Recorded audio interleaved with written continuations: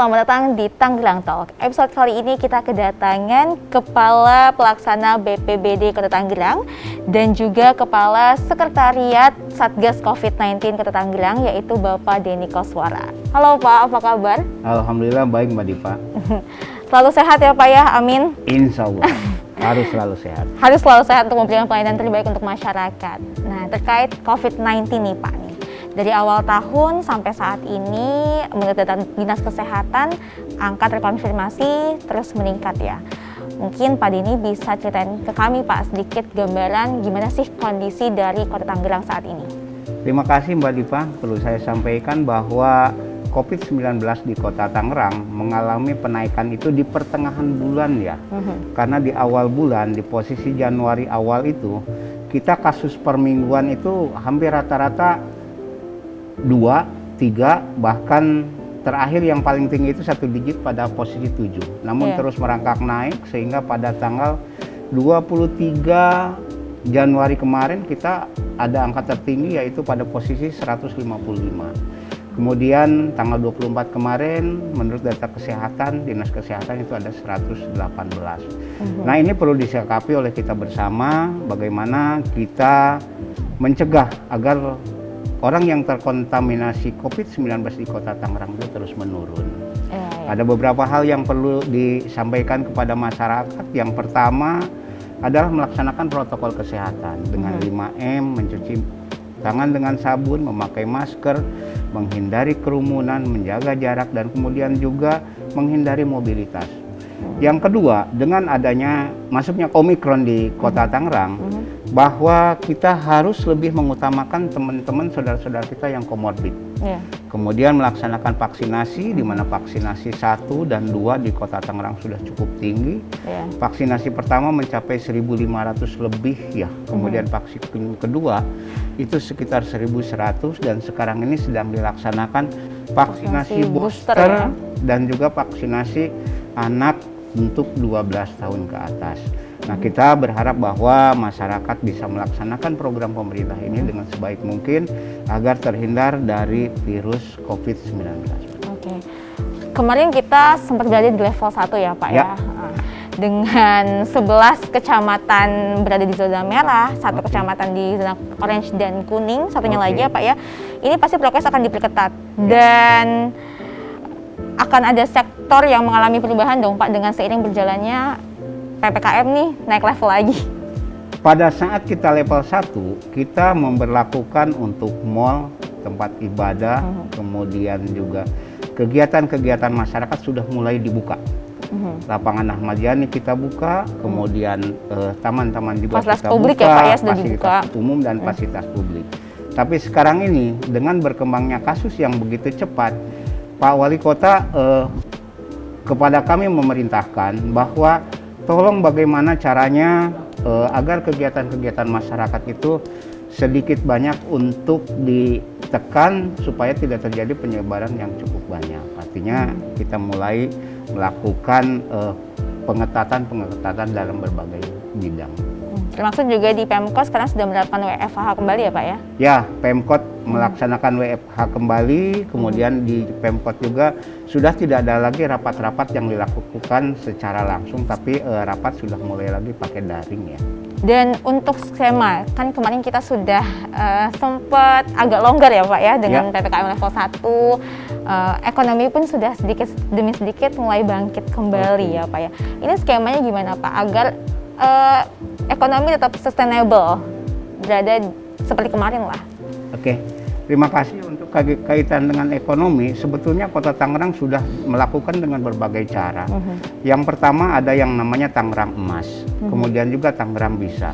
Kita juga bekerjasama dengan Gojek, kemudian juga dengan Tokopedia dan lain-lain. Dalam artian masyarakat ini kita berikan modal, ada bantuan modal buat masyarakat ekonomi ya, pelaku usaha ekonomi. Kemudian juga selain bantuan modal, mereka juga dilatih untuk berjualan secara online. Karena ternyata hasil penelitian, jualan online itu bisa mencapai 400% lebih bagus pemasarannya daripada offline, berjualan secara biasa. Nah, sebentar lagi kan kita ingin merayakan Tahun Baru Imlek ya Pak ya, Ya. khususnya bagi warga Kota Tangerang yang merayakannya. Iya. Nih.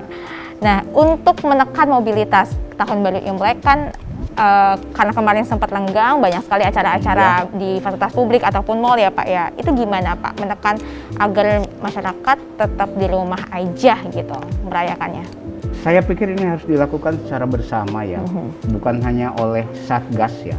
Kita memberdayakan lagi Satgas itu mulai dari Satgas tingkat kota, Satgas kecamatan, kelurahan, Satgas RW dan RT, serta masyarakat. Tanpa dukungan masyarakat, kita tidak bisa mengurangi beredarnya COVID di Kota Tangerang. Oleh karena itu pada saat Imlek nanti kami berharap bahwa silahkan dirayakan, tapi dirayakan hanya cukup di rumah saja.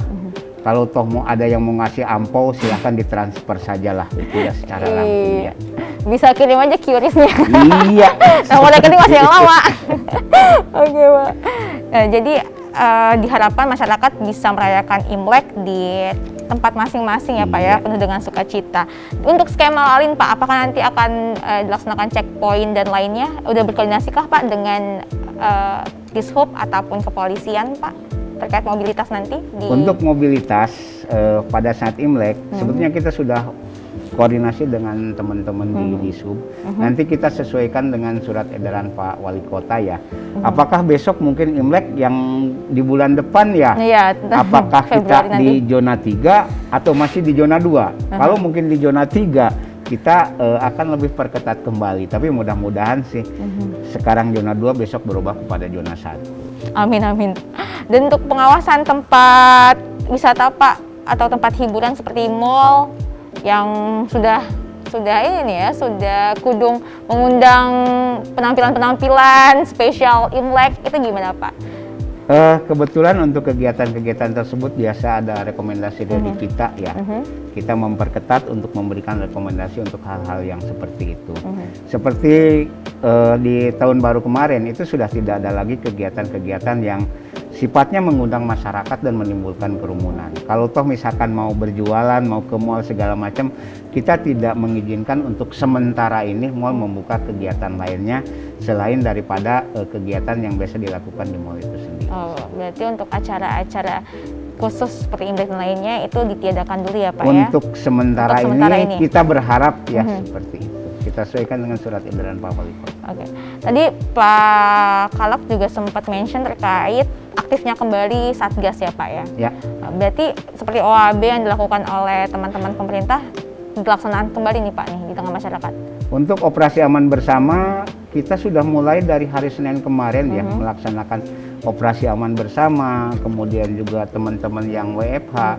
Maksudnya apa? Mengingatkan kembali kepada masyarakat ya, agar masyarakat itu melaksanakan protokol kesehatan, agar masyarakat itu tetap walaupun katanya Omikron tidak berbahaya, tapi bagi saudara-saudara kita yang komorbid, kemudian yang orang tua, kemudian juga anak sekolah, itu harus menjadi perhatian kita bersama. Ya.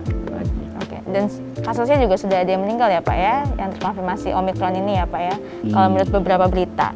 Dan untuk PTM juga sekarang akan dilakukan PJJ atau seperti apa Pak? PTM kemungkinan untuk PAUD ya, PAUD itu untuk sementara akan dihentikan terlebih dahulu ya.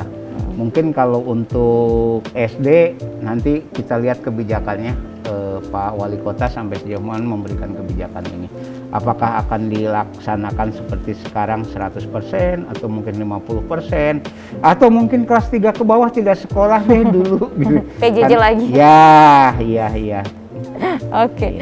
Terakhir Pak Kalak, arahan nih Pak buat masyarakat di tengah tadi kasus COVID-19 yang merangkak terus naik ya Pak ya di Kota Tangerang.